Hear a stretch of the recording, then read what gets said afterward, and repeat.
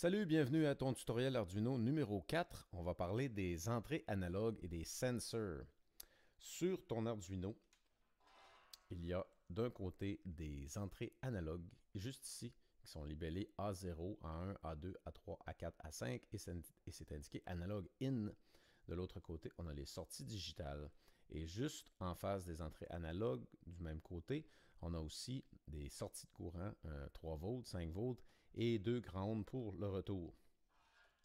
Donc, une entrée analogue, ça permet de recevoir de l'information du monde extérieur et de transformer cette information-là en chiffres. Et pour simplifier l'explication au maximum, pour les personnes qui ont un minimum, très peu de connaissances électroniques, je te fais l'illustration suivante. Imagine qu'il y a un réservoir qui contient de l'eau. Et on garde toujours l'eau au même niveau. C'est un réservoir magique. L'eau est toujours au même niveau, toujours à la même pression. Et ton réservoir, il y a un tuyau qui sort. Et il s'en va dans un autre réservoir pour le remplir. Alors, celui-là, il y a toujours de l'eau dedans. Et celui-là, on peut le remplir en continu. Là. Il n'y a pas de problème. Il y a de l'eau qui circule dans le tuyau. S'il n'y a absolument aucun obstacle à l'eau dans le tuyau, on va dire qu'il y a une pression à la sortie, juste ici, à la sortie de notre réservoir, il y a une pression de 5 volts. Donc, en électronique, c'est l'équivalent de dire notre pile ou notre source d'électricité, il y a une pression électronique qui sort. 5 volts et ça 5 volts jusqu'au retour. Donc, juste au retour ici, on pourrait aussi dire qu'il y a aussi 5 volts. La pression est la même. Dans notre conduit, il n'y a rien qui bloque. Si par exemple, on met des obstacles dans le conduit, on colle des petites roches, on met des petits cailloux, on met des petits bouchons, ça va diminuer le voltage. Donc, à la sortie de notre source, on peut avoir 5 volts. Et de l'autre côté de notre résistance, le symbole électronique, c'est un petit zigzag comme ça. De l'autre côté de notre résistance, on a baissé le voltage. Peut-être que là, ici, on est rendu à 3 volts. Et la façon que ça marche, un Arduino, c'est qu'un Arduino, on va prendre un capteur, un sensor.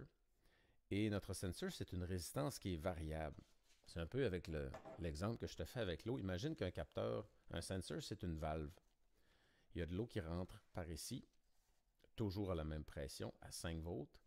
Et dépendamment si on rouvre ou si on ferme la valve, la pression va diminuer ou on va la laisser au maximum, ou on peut la diminuer jusqu'à 0 de l'autre côté. Donc un sensor, c'est tout simplement une valve électronique. Alors, on a la sortie de 5 volts d'Arduino qui va rentrer dans notre sensor. Et à la sortie du sensor, on va connecter ground, c'est-à-dire GND sur l'Arduino. Et entre les deux, on va connecter une pin analogue.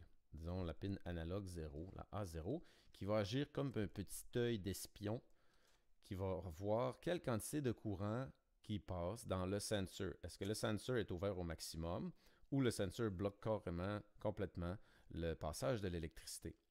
Donc, les pins analogues sur l'Arduino, ils vont agir comme petits espions pour savoir si dans notre circuit électronique, le courant passe librement ou si le courant passe plus ou moins.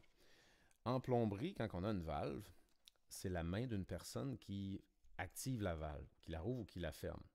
En électronique, ce n'est pas nécessairement un objet physique comme une main.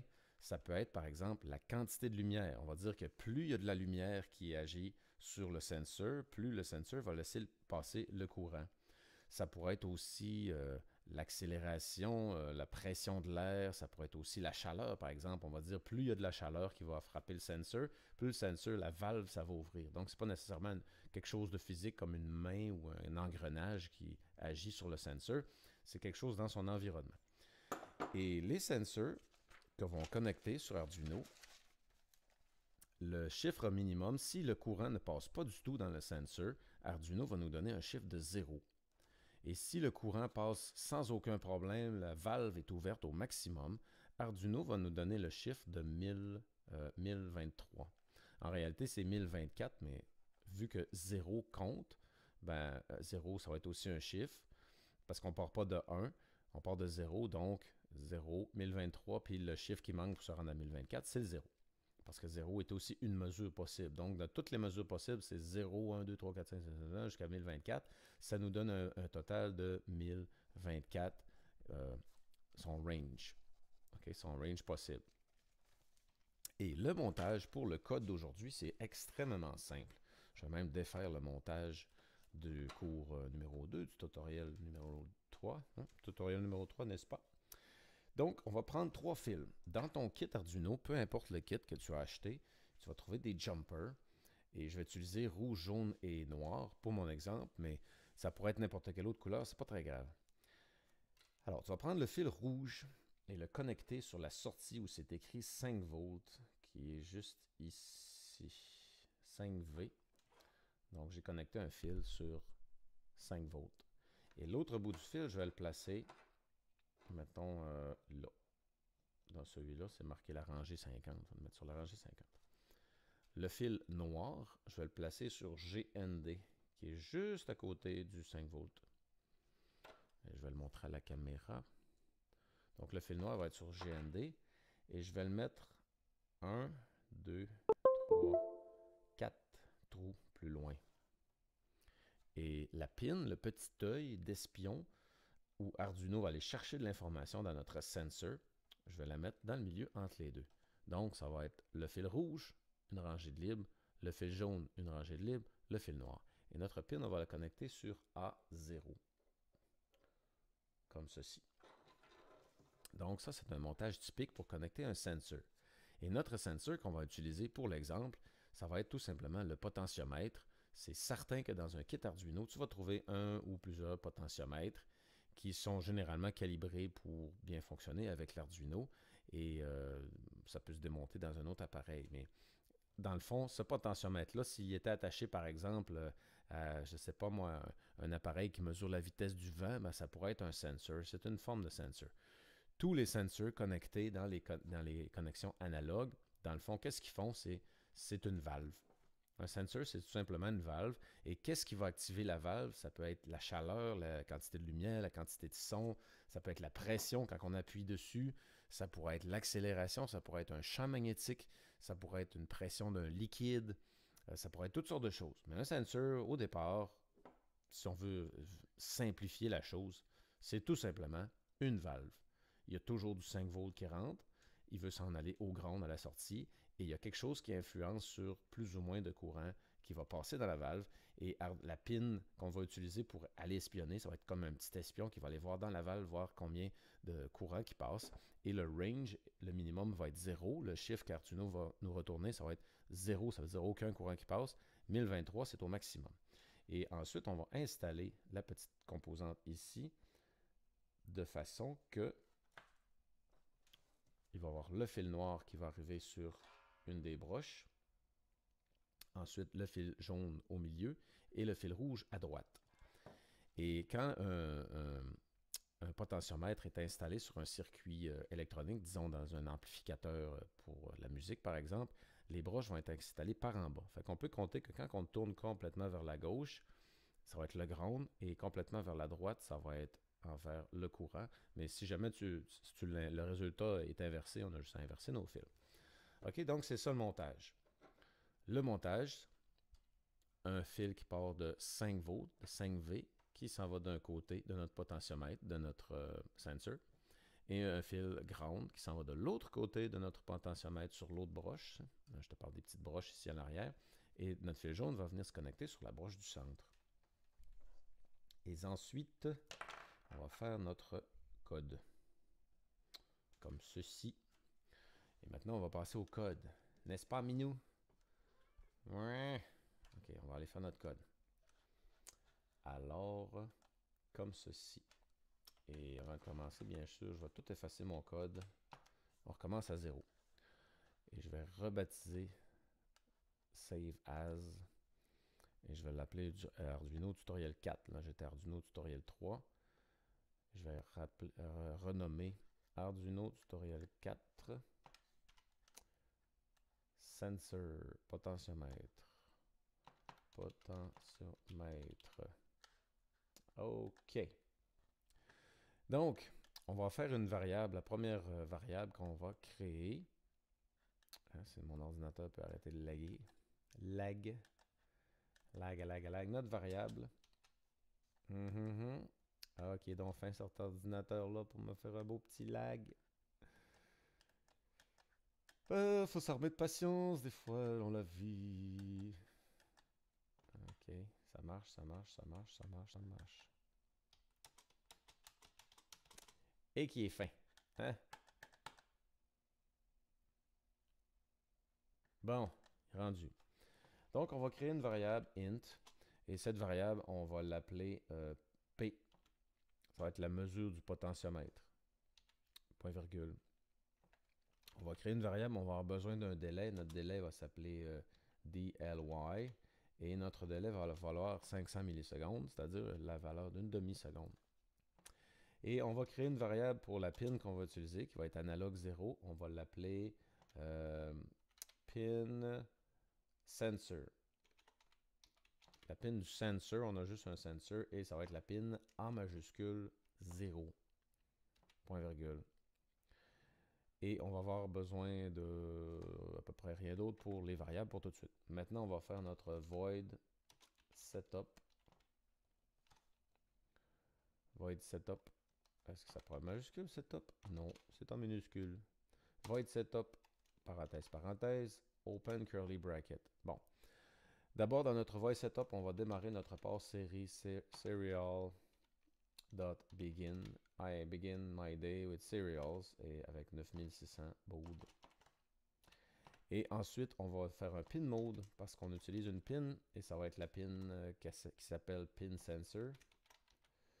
Et bien sûr, ça va être un input, tout en majuscule, input, point virgule.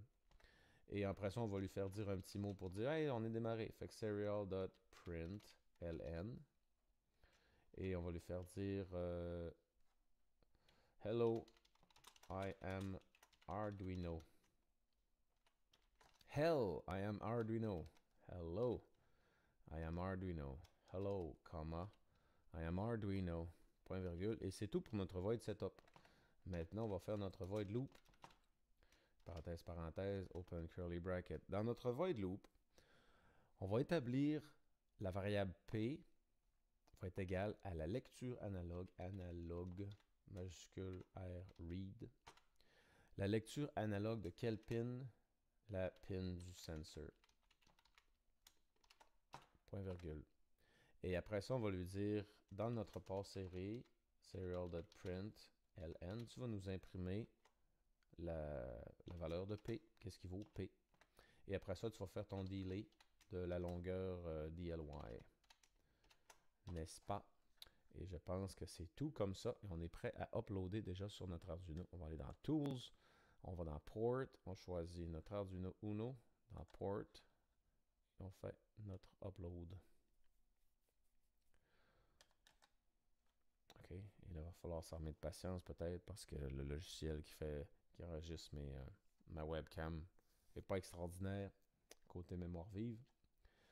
Donc, ce qu'on a fait dans notre code, on a créé une variable qui s'appelle P. On a créé une variable qui s'appelle DLY, on l'a établie à 500. Et on a créé une variable qui s'appelle pin sensor et on l'a établie à A0 parce qu'on utilise la pin analogue 0. Dans notre setup, on se connecte sur le port série à 9600 baud. On établit que la pin sensor, c'est une entrée avec un pin mode. Et on fait imprimer un petit message dans notre port série pour dire Hello, I am Arduino. Et dans notre loop, on établit P comme étant la lecture de ce qui se passe sur la pin qui s'appelle pin sensor. Et ensuite, dans notre port série, on va imprimer le chiffre P, la valeur P. Et après ça, un petit délai pour se donner une pause. Et on va aller voir dans notre... OK. 90 Century. Ah, OK, je pense que ça fonctionne parce qu'on avait déjà... j'avais déjà uploadé le code avant de faire la vidéo. Donc, quand je vais tourner mon potentiomètre vers la gauche, ça me donne une valeur de 0. Ça veut dire que l'Arduino, par sa pin analogue 0, où on a connecté notre fil, il nous dit qu'il n'y a aucun courant qui passe du fil rouge du positif au négatif. Et au fur et à mesure que je vais tourner mon potentiomètre, le chiffre va augmenter. Arduino va nous rapporter, va nous bavasser qu'est-ce qui se passe dans le potentiomètre, qu'est-ce qui se passe dans le sensor. Et plus je vais monter mon sensor, peut-être que je peux déplacer ça comme ça, là. Plus je monte mon sensor, et mon chiffre augmente. On lui dit, c'est quoi la valeur de P présentement? Ben, présentement, P, il vaut 888. Si je le monte au maximum, il va nous donner 1023.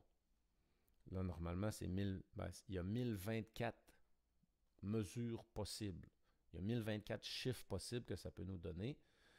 Il y a de 1 à 1023 et on additionne le 0 aussi, ça fait 1024. Donc, en gros, un sensor, que ce soit vitesse, température, pression, accélération, la force de pression de liquide, la pression de gaz, la force d'un champ magnétique, ça pourrait être peut-être, on pourrait fabriquer un sensor qui aurait rapport avec le pôle Nord comme une boussole. Un sensor, c'est une valve. C'est une valve électronique et la chose qui tourne la valve, c'est un événement extérieur. Mettons, disons que la lumière du soleil arrive sur la valve, puis la lumière du soleil la fait ouvrir, puis ça permet au courant de passer. Et c'est tout simplement ça, un sensor. Il y a plein toutes sortes de modèles de sensors qui exécutent toutes sortes de fonctions. Ça pourrait être même à la limite un sensor qui nous parle de distance. Et c'est de cette façon-là qu'on va mesurer notre environnement et qu'on transforme notre environnement en chiffres. Qu'on la transforme en chiffres. Parce que l'environnement va agir sur la valve. La main invisible qui va agir sur la valve. Et on voit ici 1023, c'est le maximum. Et si on ramène ça à 0, complètement à gauche, ça nous donne une lecture de 0. Je peux faire ça comme ça ici. Oink. OK. Et voici ce qui arrive si j'appuie sur Reset. Arduino va refaire ce qui est dans son void setup et ensuite il va aller faire ce qui est dans son loop. J'appuie sur Reset. Il va dire bonjour, je suis Arduino. Là, l'autre code que j'avais mis, c'était que j'ai fait dans cette vidéo-là, c'est Hello, I am Arduino. Mais ça revient au même. J'avais fait une petite erreur, j'avais oublié mon Guillemet. Monsieur Guillemet. Donc voilà, c'est tout à fait très très simple. Ça, c'est le code de base pour lire ce qui se passe sur un sensor connecté sur une pin analogue. Il y a aussi des sensors digitales. J'appuie sur le bouton, il va nous dire 1. J'appuie pas sur le bouton, il va nous dire 0. Mais un sensor analogue, par exemple, tu veux avoir un appareil qui va peser des choses, puis quand il y a un certain poids qui est arrivé, mettons, ça remplit des sacs avec des peanuts. Quand le sac pèse tant de grammes, là, la chaîne de montage move, il y a un autre sac qui s'en vient pour se faire remplir. Ça, c'est des sensors analogues qui font ça dans les usines d'assemblage. Ou par exemple, il y a un robot qui peinture, puis quand le niveau de la peinture est trop bas, le robot va envoyer une alerte sur la machine pour que l'opérateur vienne remettre de la peinture dans la machine. Ça peut être aussi un sensor analogue.